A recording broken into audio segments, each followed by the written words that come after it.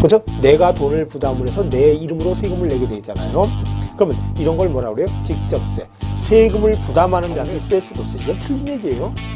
암만 지방세, 국세 봐도 전기세, 수도세라는 건 없어요. 없어. 전기세. 당신 어디서 딱 보내놓고 나서 근데 내가 언제 줬어? 네가 안 줬으니까 안 내. 이럴 수도 있다라는 거죠. 이제 취득 가격의 범위를 보겠습니다. 이 취득 가격의 범위가 그 양도소득세에서 필요경비할 때요. 과세표준 계산할 때 필요경비 빼는 거 있었죠. 거기서 좀 많이 나왔던 건데 좀 비교를 꼭 해주셔야 돼요. 거기에 보시면은 취득 가격의 범위에 이런 게 있네요. 그 국가 여기 국수공판법 이렇게 그 내용이 나와 있는 거예요.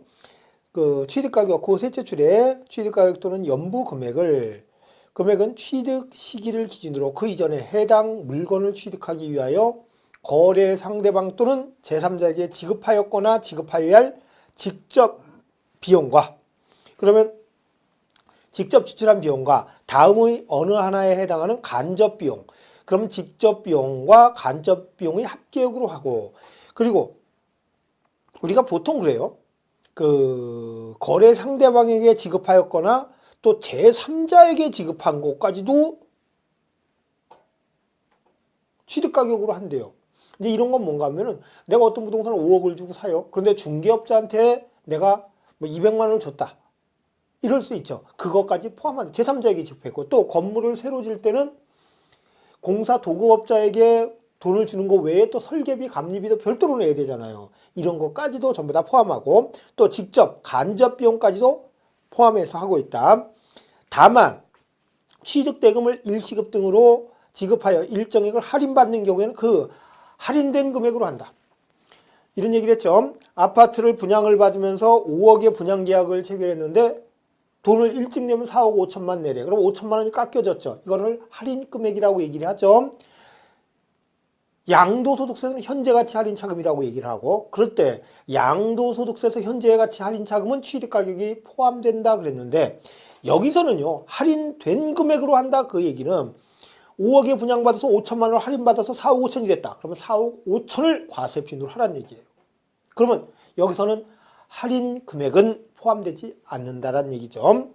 그러면 거기에 내용에 나오는 거 건설자금에 충당한 차입금의 이자와 또는 이와 유사한 금융비용 건설자금 이자 취득가격에 들어간다고요. 이자까지도 또 활부 또는 연불조건부 계약에 따른 이자 상당 및 연체료까지도 취득가격에 들어간다.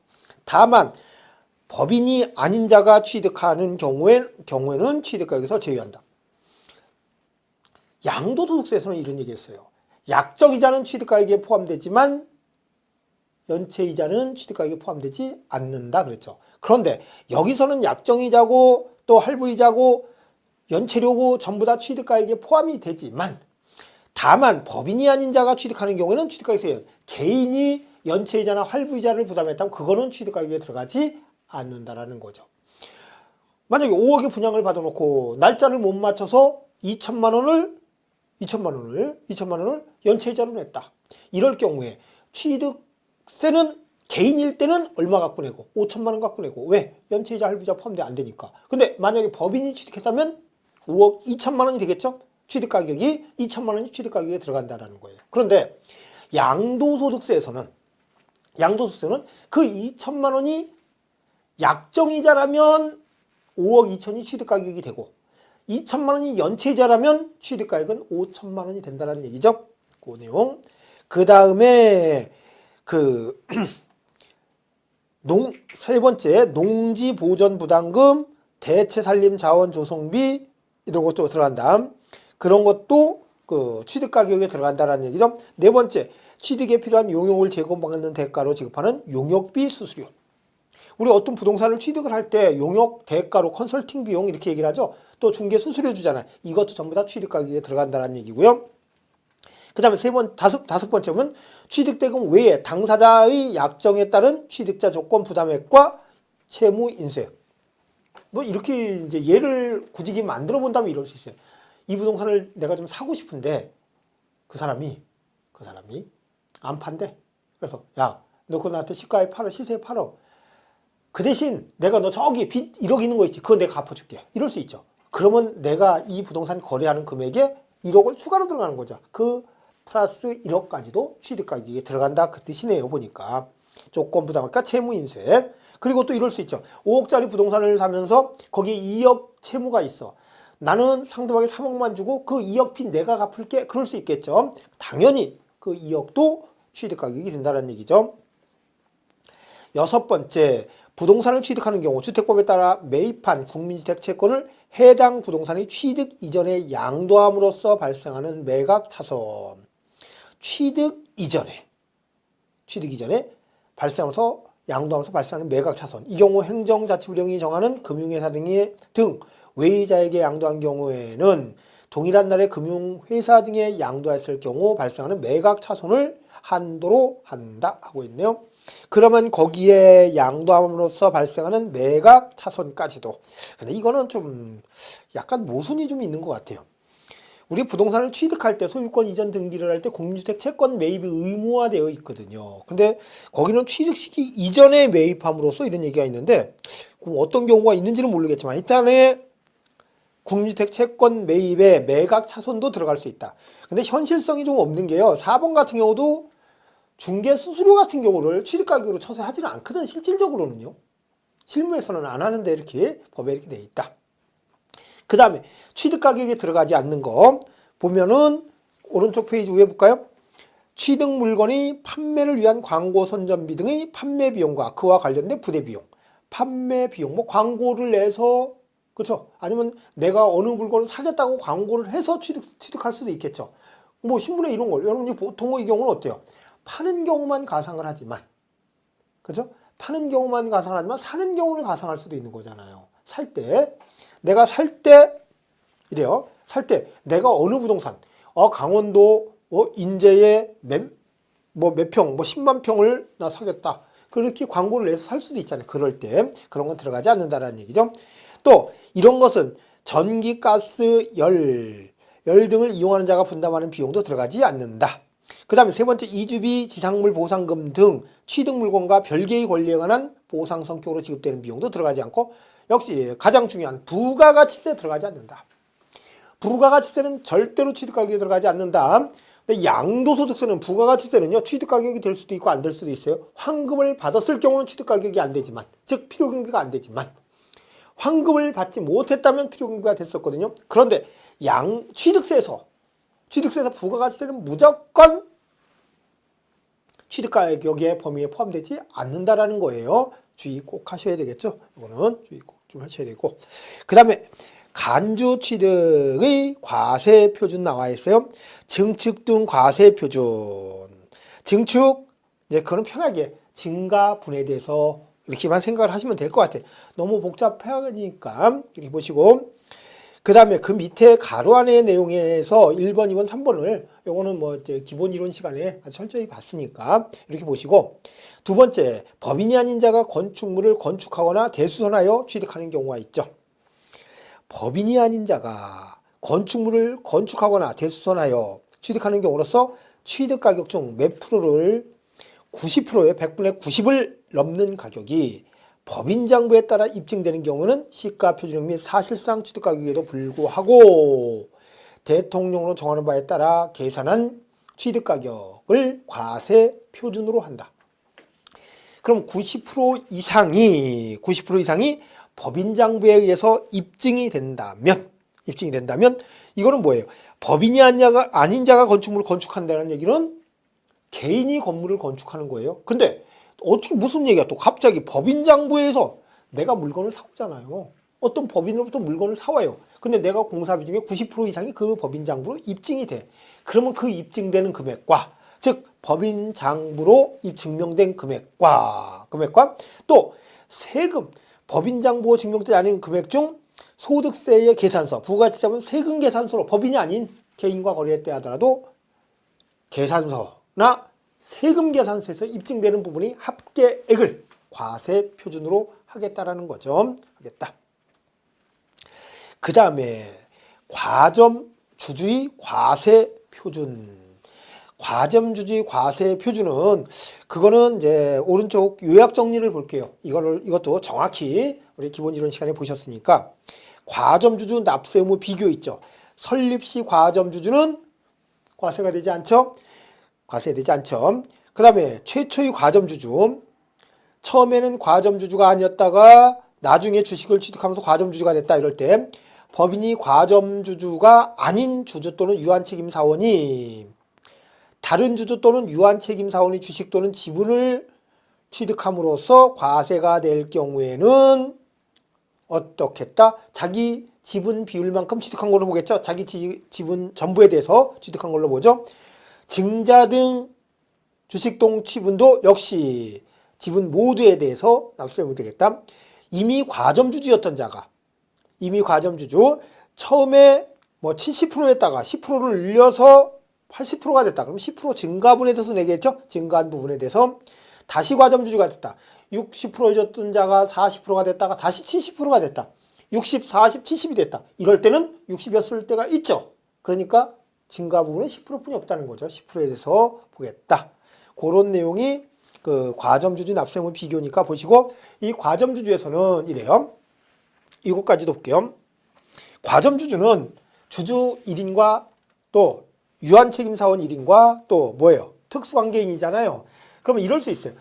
남편이 40%를 갖고 있다가 40%를 남편이 갖고 있다가 부인은 앞으로 이번에 30%, 뭐 20%를 샀어요. 그렇죠? 그러면 합하니까 60%가 되잖아. 그럼 과점주주가 된 거죠. 과점주주가 됐어요. 그럼 과점주주가 되면 납세 의무를 지는데 이 경우에 연대 납세 의무가 있다고 그랬잖아요. 그러면 남편 40%에도 납세 의무가 있고 부인이 20%에도 납세 의무가 있는데 혹시 남편이 안 낸다면 부인이 이것까지 다 내줘야 된다는 얘기고 또 거꾸로 부인이 안 낸다면 남편이 다 내줄 필요가 있다. 그래서 뭐가 있다라는 거예요? 연대 납세 의무가 있다. 이런 얘기. 납세 의무가 있다. 그 다음에 다시 한번 강조를 하지만 처음부터 과점주주였던 자는 납세 의무가 없다. 그 처음에 지분보다 증가한다면 증가분에 대해서 납세 의무가 있어요. 이렇게 보시면 되겠고 이렇게 해서 정리를 하고요. 그 다음에 세율을 보겠습니다. 세율은 중과세율이 있어갖고 좀 많이 복잡하죠. 근데 세율은 그냥 머리가 아파요. 이해보다는 암기가 되는 데가 유일하게 여기에요. 세율. 그러면 표준세율은 50%면에서 뭐 할 수 있다? 가감 조정할 수 있다. 취득세, 또 등록면허세, 재산세죠. 그럼 표준세율은 부동산 취득세율은 상속으로 인한 것은 농지라면 1000분의 23, 2.3%가 농지가 아니라면 뭐래요? 2.8%죠. 주택이라면 얼마라는 거예요? 2.8이라는 얘기죠. 임야 2.8, 상가도 2.8, 농지만 2.3. 그럼 농지는 뭔가 되는가 보면요. 우리 이런 얘기했죠. 취득세에서 또 재산세에서 또 양도소득세도 농지는 뭐라고 그랬죠? 전답 끝. 그쵸? 뭐 사료, 뭐 초지, 농막, 두엄사 이런 것까지 다 포함을 하지만 일단은 법에는 뭘 전답으로만 돼 있죠. 그 다음에 취득세에서는 어떻다고요? 농지는 1번, 2번을 한대요. 취득 당시에 공부상 지목이 논밭 또는 과수원. 과수원인 토지로서 그 각주를 보고 있습니다. 토지로서 실제 농작물의 경작이나 다년생 식물 재배지로 이용되는 토지. 거기에 이 경우 농지 경영에 직접 필요한 농막, 두엄관, 양수장, 못, 늪, 농도, 또 수로 등이 차지하는 토지 부분을 포함한다. 마찬가지고 저기서도 양도소득세에서도 마찬가지고요. 두 번째, 취득 당시 공부상 지목이 논밭, 과수원 또는 목장용지인 토지로서 실제 축산용으로 사용되는 축사와 그 부대시설로 사용되는 토지, 초지 및 사료밭. 공부상 지목이 논밭, 과수원 또는 목장용지인데 축산용으로 사용해도 된다는 얘기잖아요. 그렇죠? 근데 실제 경작을 하고 있으면 되고 그러면 결론적으로 농지는 전답, 과수원, 목장용지면서 실제 농작물 재배하거나 축산용으로 사용한다면 농지가 된다는 얘기죠. 된다는 얘기. 이런 것은 2.3%를 해주겠다. 그러면 여기서는 영리 비영리를 따지지 않는, 영리한 비영리가 아니라 그 자경, 비자경. 상속을 받을 때 자경 농민이 농지 상속을 받는다, 비자경 농민이 농지 상속을 받는다, 이걸 따지지 않고 이렇게 하겠다는 건데, 뒤에 가면은 자경 농민이 농지 상속을 받으면 뺀 세율을 적용하는 경우가 있거든요. 그래서 여기서 일단은 농지는 얼마다? 2.3이라는 거예요. 무상은 상속을 제외한 그 밖에 무상으로 취득한다면 몇 프로에 3.5%. 비영리 사업자는 몇 프로에 2.8%예요. 비영리 사업자. 비영리 사업자 밑에 범위를 한번 쭉 보시고 이자가 증여 기부를 받는다고 그러는 거죠. 기부를 받으면 얼마다? 2.8%가 된다는 얘기죠. 2.8%가 된다. 그 다음에 원시취득은 1000분의 28. 원시취득이 뭔가요? 내 건물을 새로 졌다. 원시취득. 또 바다를 메꿔서 육지를 만들었다. 공유수면 매립. 그렇죠. 그 다음에 공동소유인 경우. 거기 1번을 보면 공유물이 분할 또는 부동산 실권리자 명의 등기에 관한 법률에 규정하고 있는 부동산의 공유권 해소를 위한 지분 이전으로 인한 취득. 그러면 공유물 분할. 그러면 내 거 내가 찾는 거죠. 같이 갖고 있다. 여기 내 거, 여기 내 거 정하는 걸 뭐라고 공유물 분할이라고 하죠. 그런데 거기에 보면 얼마로 돼 있어요? 2.3인데 그 99쪽에 보시면은 그런 거 있어요. 99쪽에 보시면 특례 세율 있죠. 중과 기준세율을 뺀 세율을 적용하는 거. 중과 기준세율은 2%를 중과 기준세율이라고 얘기를 하는데 표준 세율에서 2%를 빼라는 거예요. 거기에 나오는 것 중에서 다음 장에 보면 그 100페이지에 맨 위에서 두 채 줄 보면요.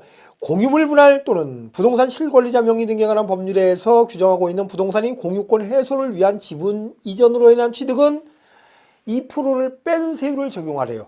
그러면 여기에서는 2.3%가 아니라 얼마가 돼요? 0.3%가 되는 거죠. 0.3%가 되는 거죠. 또 그 왼쪽에 그 상속으로 인한 취득 있죠. 상속으로 인한 취득은 그 전 페이지에 볼까요? 99쪽에 보시면 99쪽에 거기에서 그 2번에 지금 하단이네요. 하단 박스에 2번을 보면 농업을 주업으로 하는 자로서 2년 이상 영농에 종사한 사람, 후계 농업 경영인, 농업 계열학교 또는 학과 이수자 및 재학생이 대통령으로 정하는 규준에 따라 직접 경작할 목적으로 취득하는 농지. 이렇게 논답, 과수원, 목장 농지를 말한다. 및 관계법령에 따라 농지를 조성하기 위한 임야를 취득하는 경우도 뭐를 해주겠다? 2%뺀 세율을 적용하겠다라는 거예요. 그러면 후계, 그럼 농사를 자격농민 자격이 되는 사람이 취득을 하면 매매로 취득해도 2% 빼주고 또 상속을 받아도 2%를 빼주겠다라는 얘기죠. 이렇게 보시고 그 다음에 다시 돌아오셔서 그런데 합유물 및 총유물의 분할로 인한 취득은 몇 프로다? 2.3%다라는 얘기죠. 그 다음에 다섯 번째 그 밖에 원인으로 인한 취득, 매매, 교환 등의 유상승계 취득이에요. 유상승계 취득은 농지는 3%, 매매를 하면 농지는 3%예요. 주택 같은 경우는 6억 원 이하의, 과세표준이 6억 원 이하의 주택이라면 1%, 6억 초과 9억 이하라면 2%, 9억 초과를 한다면 3%. 농지, 주택이 아닌 것은 몇 프로다? 4%. 상가, 임야 같은 건 4%가 된다는 얘기는 결론적으로요. 밑에 당구장 볼까요? 주택을 신축 또는 증축한 이후 해당 주거용 건축물이 소유자가 해당 주택의 부속 토지를 취득하는 경우에는 주택의 세율을 적용하지 않는다. 그러면 증축한 이후 주거용 건축물이 소유자가 주택의 부속 토지를 옆에 마당으로 쓰기 위해서 하나 더 취득할 수 있겠죠. 이럴 때는 그렇지 않다는 얘기죠. 토지를 그냥 빡빡하게 정하는데 마당 겸 해서 마당으로 쓸 앞에 땅을 판다고 사면은 그러면 그 주택을 사는 게 아니라고 보는 거죠. 근데 이거는요. 지금 5번에 나와 있는 주택 같은 경우는 세율이 1세대 1주택자가 사든 2주택자가 사든 관계가 없는 거예요. 없는 거고. 그 다음에 그 부동산이 공유물인 때는 어떻게 하는가 하면요. 그 취득 지분의 가액을 내가 취득하는 거 2분의 1만 취득하면 2분의 1에서만 취득세를 내면 된다는 얘기죠. 10억짜리 중에서 2억만 취득한다. 그럼 2억만 내면 되는 거고요. 그 다음에 7번째 보면 건축 또는 개수인 경우 개수인 경우는 건축 또는 개수는 면적이 증가할 때는 그 증가된 부분에 대해서 어떻게 하겠다? 2.8%를 정해라. 면적 증가에 대해서 증가분에서 2.8%. 그 다음에 부동산 외 취득의 세율 외우지 마세요. 요거는 쭉 해서 넘어가시고 그 맨 밑에 5번째, 6번째, 7번째 보면요. 임목, 광어권, 어권, 회원권은 전부 다 몇 프로인가 보면요. 2%라는 거예요. 회원권들, 또 광어권, 어권, 이거. 그러면 우리 권리는 몇 프로다? 권리는 2%다라는 거. 또 표준세율이라는 게 또 나왔네요. 그 다음에 특례세율.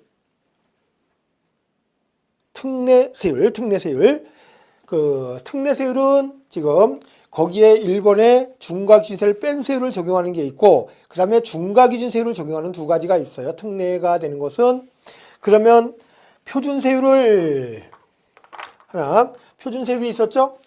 표준세율이 있고, 그 다음에 표준세율에서 2% 뺀 세율을 적용하는 게 있고, 무조건 2%를 적용하는 게 있고, 그렇죠? 요 두 가지가 있는데, 요 2%를 우리가 용어를 약속하고 있어요. 뭐라고 한다? 중과기준세율이라고. 중과기준세율. 그 뒤에 중과세 하는데 거기에다 몇 배 하기 때문에 중과세 되는 기본이 되는 세율이다. 그래서 중과기준세율이라고 얘기를 해요. 뺀 세율을 적용하는데 거기에 보면은 아주 복잡한 게 있어요. 다음에 해당하는 취득에 대한 취득세는 표준세율에서 중과기준세율을 뺀 세율, 표준세율에서 중과기준세율을 뺀 세율로 산출한 금액을 그 세액으로 하되, 주택의 취득에 대한 취득세는 해당 세율에 얼마를 곱해서 100분의 50, 0.5%를 곱한 세율을 적용하여 산출한 세액. 그러면 내용을 한번 보면요. 주택의 취득세 같은 경우는 해당 세율, 주택 같은 경우는 뭐가 있나요? 주택 2.8%죠. 그러면 그 주택에 대한 해당 세율의 100분의 50을 곱한 세율을 적용해 산출한 금액을 그 세액으로 한다. 주택 같은 경우는 어떻게 해라? 여기에서 나온 것에 다시 어떻게 해라? 산출세액의 50%만 하라는 얘기죠. 50%만 해라. 50%만 해라. 그 내용이고, 그 세액으로 한다. 다만 취득 물건이 중과세상에 해당하는 경우에는 산출세액이 얼마를 적용한다? 산출한 세율의 3배를 적용한다라는 거죠. 중과기준세율, 중과세 대상이 됐다면 산출 나온 세율에 표준세율에서 뭐 빼고 나왔잖아요. 거기에 몇 배를 해라? 3배를 해라. 그 위에 주택일 경우에는 어떻게 해라? 주택일 경우에는 여기는 3배를 하지만 주택일 경우는 어떻게 해라? 0.5만 하라는 얘기네. 2분의 1을 하라는 얘기는 100분의 50이니까 2분의 1이잖아요. 하라는 얘기네요. 이렇게 한다. 그러면 만약에 그 뒤에 보면 뒤에 나오는 상속으로 인한 취득에서 1가구 1주택 있잖아요. 1가구 1주택이면 어떻게 되나요? 1가구 1주택이면 이제 여기서 얘기가 상속 같은 경우는 2.8%니까 몇 프로를 빼래요? 2%를 빼란 얘기잖아요. 2%를 빼서 적용을 한다라는 거예요. 적용을 한다. 그런데 여기에서 이렇게 하면은 2.8% 주택 같은 경우는 상속이 2.8%죠. 이렇게 취득하면은 나오는 게 얼마예요? 0.8%네요. 0.8%를 적용하지 말란 얘기죠. 결론은요. 주택의 취득에 대한 취득세는 해당 사율에 어떻게 해라? 50%를 곱한 세율을 적용하여 산출한 금액을 세액을 한다. 그럼 얼마만 받으라는 거예요? 0.4%만 받으라는 얘기네. 결론은요. 이렇게 하고 있다는 거죠. 이렇게 하고 중과세 대상이 됐다면 어떻게 해라? 3배를 하라는 얘기고, 여기에 3배를 하라는 얘기죠. 그러면 이제 이런 예외가 있고 2%만 하는 경우, 2%만 하는 경우, 요런 경우는 뭐가 있어요? 환매 등기. 뭐 등기법에서 많이 보니까 환매 등기를 병행하는 부동산의 매매로서 환매 기간 내에 매도자가 환매한 경우에 그 매도자와 매수자의 취득, 환매권 행사를 했을 경우에 매도자와 매수자의 취득, 요거 나와 있고, 그 다음에 두 번째 상속으로 인한 취득. 상속으로 인한 취득이네요. 상속으로 인한 취득인데 여기는요, 주택과 뭐가 있는가 보면요, 농지가 있다라는 거예요. 주택과 농지가 있다. 주택 같은 경우는 상속으로 인한 1가구 1주택이야. 그 상세한 내용은 좀 읽어보세요. 상속으로 인한 1가구 1주택. 상속 받기 전에는 무주택자였는데 상속을 받아서 1가구 1주택이 됐어요. 이럴 경우에는 2% 뺀세율을 적용하라는 얘기죠. 하고, 그 다음에 또 그 밑에 농지는 자격농민이 농지를 샀다든지 또 농업 직접 할 사람이 샀을 경우에는 역시 2% 뺀세율을 적용해라. 그런 내용이가 있고, 그 다음에 밑 다음에 보면 법인이 합병이 있어요. 법인이 합병. 법인이 합병. 법인이 합병도 내라. 그런 얘기가 있고요. 그 내용이 그 뒤에는 뭐 이렇게 많이 신경 쓸 거 없고, 또 여기 보면 뭐가 있나요? 공유물 분할이 있네요. 공유물 분할. 공유물 분할 있고요. 공유물 분할 조금 전에 보셨던 거고, 또 건축물이 이전. 건축물 이전. 건축물 이전이 있고, 그 다음에 또 나와 있는 게 이혼시 재산 분할. 이혼시 재산 분할. 재산 분할이 있고, 그 다음에 임목 벌채하여 원목을 생산하기 위한 임목의 취득. 임목의 취득. 그러면 임목의 취득은 제로가 돼버리는데, 임목 취득하면 2%죠. 원래 거기에서 2%를 빼니까 뭐 할 목적이에요? 벌채할 목적으로, 벌채 원목을 생산하기 위해서 한다면, 그러면 요까지는 그냥 보시고, 원목 이렇게 볼게요. 원목 생산을 위한 취득한다면 2% 빼는 세율. 이럴 경우에는 뭐예요? 이런 것들은 어떻게 해라? 2% 뺀 세율을 적용을 해라. 그래서 여기에 이런 것은 좀 기억을 해주셔야 돼요. 이건 어떻게 한다? 2% 뺀 세율. 그런데 여러분이 이제 할 거는요, 요거하고 요거 같은 거는 양도로 보지 않는다 그랬잖아요. 그렇죠? 그러니까 뭐래요? 2% 뺀 세율을 적용한다. 이렇게 좀 정리를 해주고, 뭐 법인이 합병 상속으로, 자격농민이 농지 상속으로 난 1가구 1주택. 그렇죠? 환매 등기를 병행한 매매로서 환매 기간 내에 매도자가 환매권을 행사한 경우, 건축물이 이전. 근데 건축물이 이전도 여기에 또 단서가 붙어요. 단서가 붙는 게 뭐냐면은, 이전한 건물이 가액이 종전의 건물이 가액을 초과하는 경우 그 초과액에 대해서는 그러하지 않다. 초과가 요거는 뭐예요? 초과액 제외. 제외 이렇게 하고 있다는 거죠. 요럴 경우에는 2% 뺀 세율을 적용한다. 이렇게 보시고, 그 다음에 보시면 중과 기준 세율, 즉 2%만 적용하는 게 또 있네. 2%만 적용하는 게 또 있어요. 2%만 적용하는 게 있는데, 거기에 내용, 이제 사치성 재산은 조금 이따 나올 거니까, 중과세율 조금 이따 나올 거니까 조금 이따 보시기라고. 그 밑에 보시면요, 개수로 인한 취득과 개수로 인하여 건축물의 면적이 증가할 때 그 증가되는 분에 해당하는 경우는 제외한다. 그 증가액이죠. 개수. 그 다음에 선박 차량 개장비 및 토지 가액이 증가. 또 과점주주의 취득 나오네요. 그러면 1번, 2번, 3번은요 아주 좋아요. 뭔가 보면요, 의제 취득이에요. 의제 취득. 의제 취득은 어떻게 해라? 중과 기준세율을 적용해라 그래요. 의제 취득은 중과 기준세율을 적용을 해라. 의제 취득. 그 다음에 네 번째 나와 있는 게 뭐냐면, 레저시설, 저장시설 등 시설 취득. 그 건축물로 보는 거 있었죠? 저장시설, 레저시설, 독후시설, 도관시설 이런 거 있죠. 에너지 공급시설 이런 걸 취득할 때 이것을 독립된 시설물이라고 했거든요. 독립된 시설물 취득. 독립된 시설물 취득. 이것도 2% 세율을 적용을 하라는 얘기예요.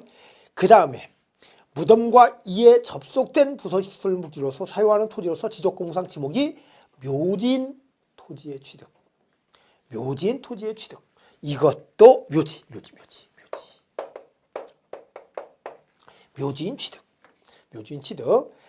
묘지인 취득. 이것도 2%를 해라. 하고 있죠.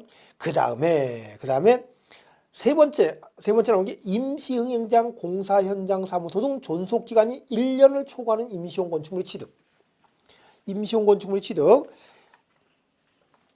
이거는요, 108조개를 보면 중간에 네 번째 임시용 건축물에 대한 비과세 있죠. 임시흥행장, 공사현장, 사무소 등 임시 건축물의 취득에 대하여는 취득세를 부과하지 아니한다. 취득세를 안 받겠다. 다만 존속기간이 1년을 초과하는 경우는 취득세를 뭐하겠다? 부과한다예요. 그러면 1년을 초과하지 아니하는 경우만 비과세. 1년을 초과하면 취득세를 부과하는데 어떻게 부과한다? 2%, 즉 중과기준세율을 하겠다는 얘기예요. 하겠다는 얘기고, 그 다음에 다섯 번째도 그렇게 보시고, 네 번째, 다섯 번째는 그냥 이렇게 생략을 할게요. 세 번째까지만 이렇게 좀 체크를 해주시고, 요렇게 해서 지금 요 표준세율에 2% 뺀 세율, 또 2% 적용하는 걸 이렇게 보셨잖아요. 이게 지금 매회 거의 출제가 되고 있거든요. 우리 좀 표준세율에서 출제해주고 이런 거는 애울적이기는 사실은 아니거든요. 어떻게 보면. 세율 같은 경우를 출제를 하는 게 절대로, 그죠? 오류 문제가 될 수 없다라는 거. 그죠? 공부 열심히 하는 사람한테 맞게 해주겠다라는 거예요. 이거 참 외우려면 힘들어요. 힘든데 일단은 여러분들이 이런 걸 보시면서 의제 취득과 독립된 시설물의 취득, 묘지가 2%라는 거. 또 뭐가 있어요? 존속기간이 1년 초과. 또 여기에 1년 초과 있죠. 1년 초과도 어떻게 돼? 임시용 건축물이 1년을 초과하면 2% 세율이 적용된다는 거. 요거 정도는 좀 기억을 해주시는 게 좋을 것 같아요.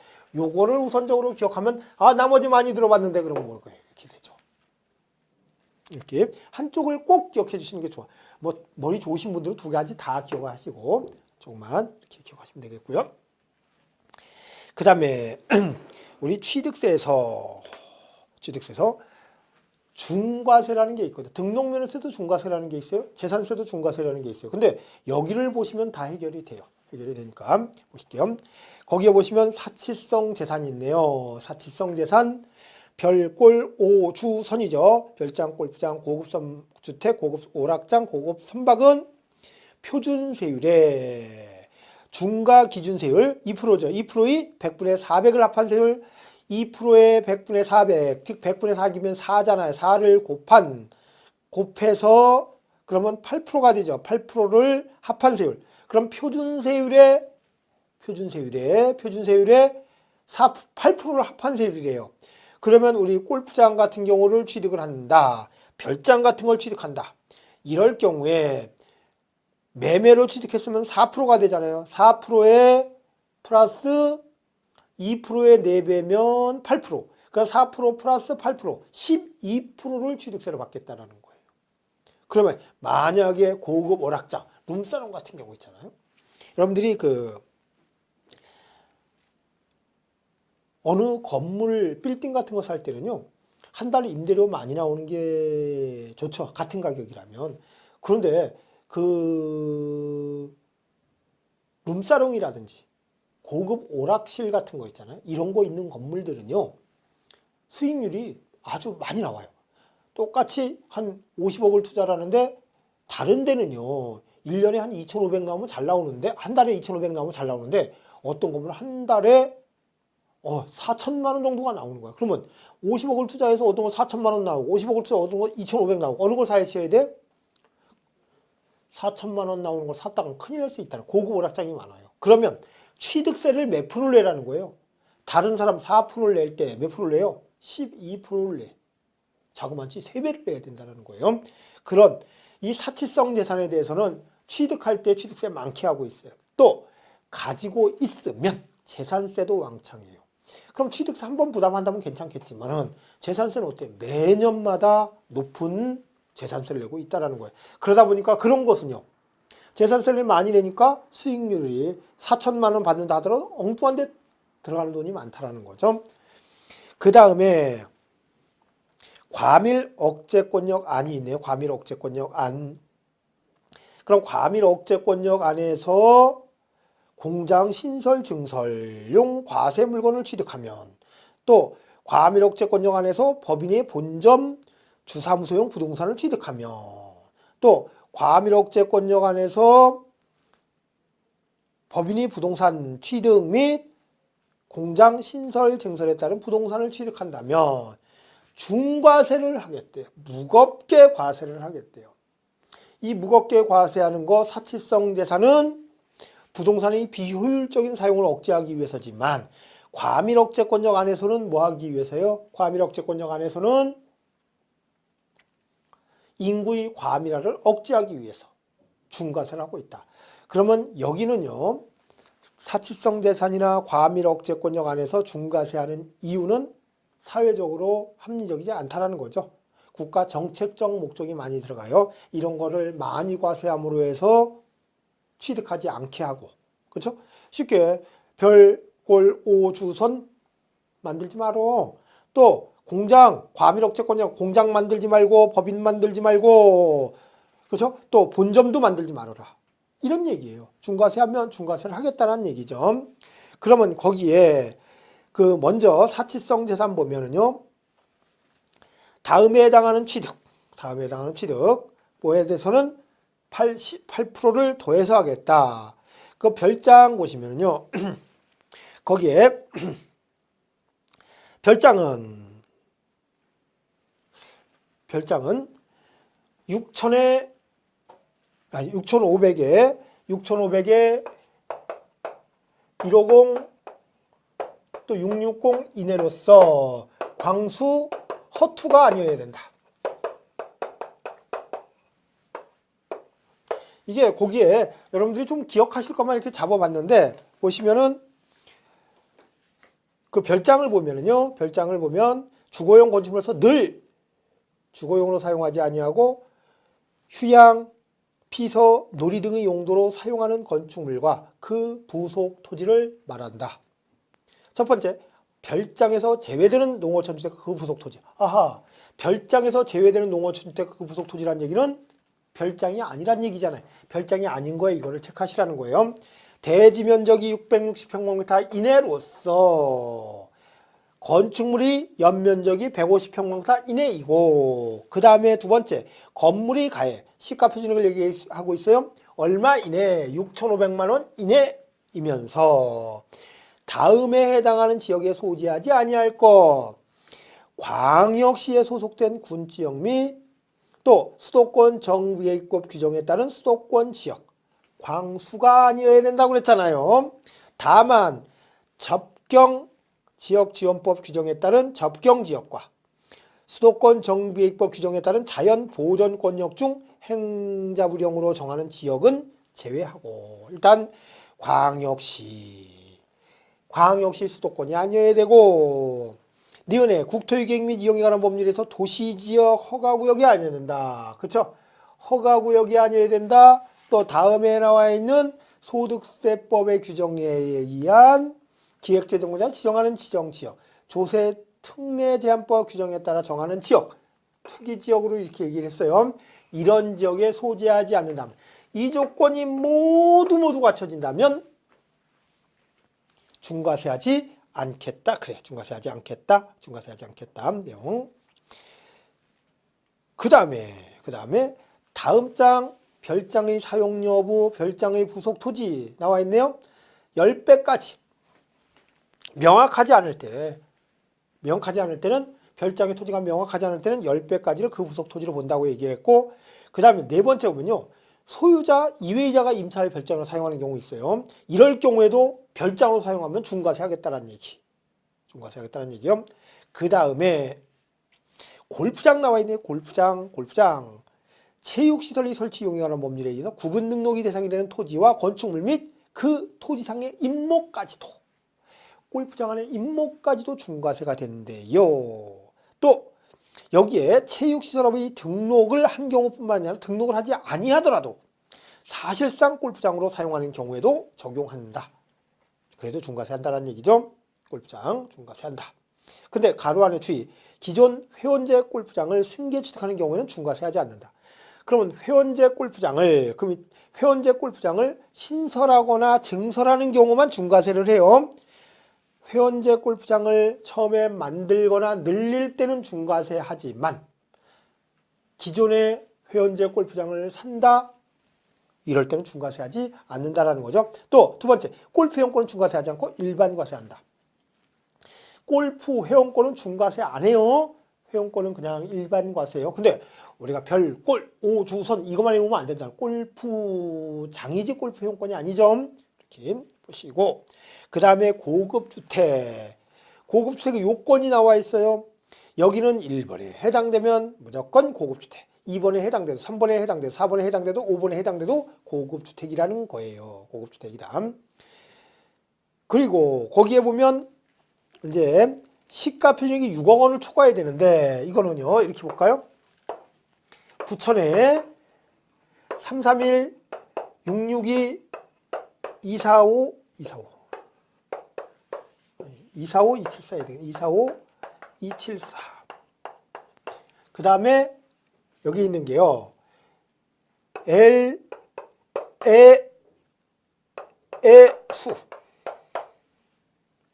1번, 2번. 이거 9천이네요. 여기도요. 그 다음에 3번, 4번, 5번.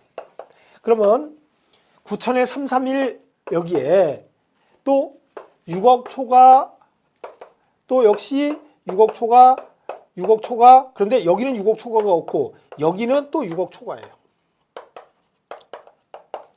그러면 내용은 뭔가 보면요.